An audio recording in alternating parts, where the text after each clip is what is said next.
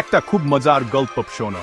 এখানে একটা ছোট্ট খরগোশ একটা ভয়ঙ্কর বাঘকে বুদ্ধি দিয়ে হারিয়ে দেয়। গল্পটা শোনার জন্য রেডি? তাহলে শুরু করছি। এক জঙ্গলে একটা ভীষণ বাঘ থাকতো। প্রতিদিন একটা করে জানোয়ার খেয়ে ফেলতো। জঙ্গলের সব জানোয়ার ভয়ে কাঁপত। তাই তারা একটা প্ল্যান করলো, প্রতিদিন একটা করে জানোয়ার বাঘের কাছে যাবে। কিন্তু এখন বুদ্ধিমান খরগোশের পালা আসলো। সে একটু দেরি করে বাঘের কাছে গেল। বাঘ গর্জে উঠল, তুই এত দেরি করে আসলি কেন? খরগোশ বলল, মহাশয়, আরেকটা বাঘ আমাকে আটকে রেখেছিল। সে বলছে সেই এই জঙ্গলের আসল রাজা।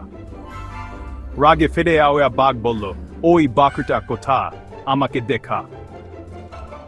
খরগোশ বাঘকে একটা পুকুরের কাছে নিয়ে গেল আর ফিসফিস করে বলল, সে এই পুকুরের নিচে থাকে।